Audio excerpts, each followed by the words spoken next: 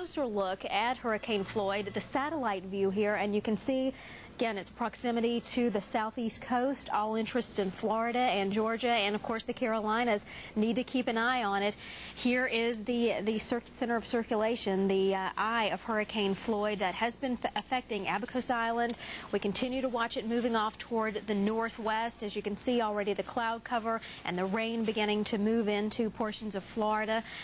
Not out of the question that we could see some isolated tornadoes here, and of course we will look for conditions to maybe even get worse there, depending on the eventual track and the ultimate path of Hurricane Floyd. But once again, we need to stress that folks in Florida, Georgia, and the Carolinas need to be keeping a very close eye on Hurricane Floyd. Once again, just to reiterate the latest coordinates, that's how it stands. The pressure 929 millibars. It continues to move off to the northwest at 12 miles per hour. Of course, our experts have been tracking the progress of Hurricane Floyd, and we want to go to our hurricane expert now, John Hope, with the latest. Thank you very much, Christine. Good evening, everybody. We're watching this eye of the hurricane pass by the Abaco Islands, which has been doing now for several hours. It started, you see, way down here. So it has just raked those two islands. That's Great Abaco and Little Abaco. And we had one report earlier this afternoon of winds up to 150 miles an hour there. We don't know if that's verified. Also, a barometer reading of 929 millibars, which is the lowest pressure we've seen in the storm this afternoon. But I'd like to make a comment or two about the storm. Number one, it certainly has made this turn toward the northwest that we've been anticipating. You can see that this movement over the last several hours has been due northwest, and that's not bringing it closer to Florida all that fast because of the way the coast slopes back up farther north, but we can't be sure. It might not take a little jog. Also, it is down now to 140 miles an hour. Now, that may seem like an awful lot of wind, and indeed it is.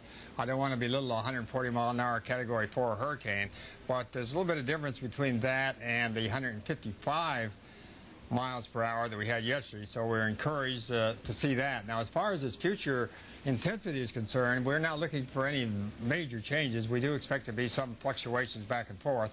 We think maybe having been over the island for so long during the day interfered with the circulation just a little bit. But now, as you can see, it's pulling away from the islands, so it'll have a chance to develop over open water. And of course, we have the Gulf Stream running up here. We're always concerned when the hurricane gets over the Gulf Stream for fear that that might give it another shot of energy. Looking at our long loop, there's Abaco Islands right there. You can see now the eye of the hurricane has cleared the islands, and the path toward the northwest over the last several hours for sure. Now, looking at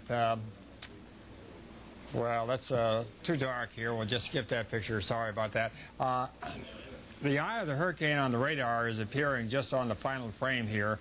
You can sort of outline where the eye is. There's Abaco Island. There's your eye of the hurricane just coming onto view.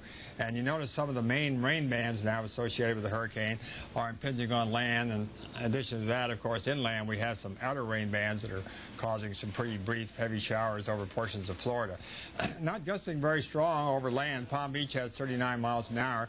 But we have a data buoy here on the west end of Grand Bahama Island that's reporting hurricane force winds now in gusts out of the north-northwest on the last observation. The swath forecast track, we think somewhere near the middle of this is the most likely path, but we have to recognize the fact that it could go this far east or that far west, and Thursday afternoon is where we would be expected to be by Thursday afternoon. Now, but beginning by tomorrow, we expect to see this begin to accelerate a little bit, and we need to point that out because folks up farther north now need to be paying close attention up along the South Carolina border coastline where hurricane warnings have just been extended the entire length. And that's not the only thing we have to worry about. We have Gert out here now, and Gert is also now a major hurricane. Top winds 115 miles an hour, centered 9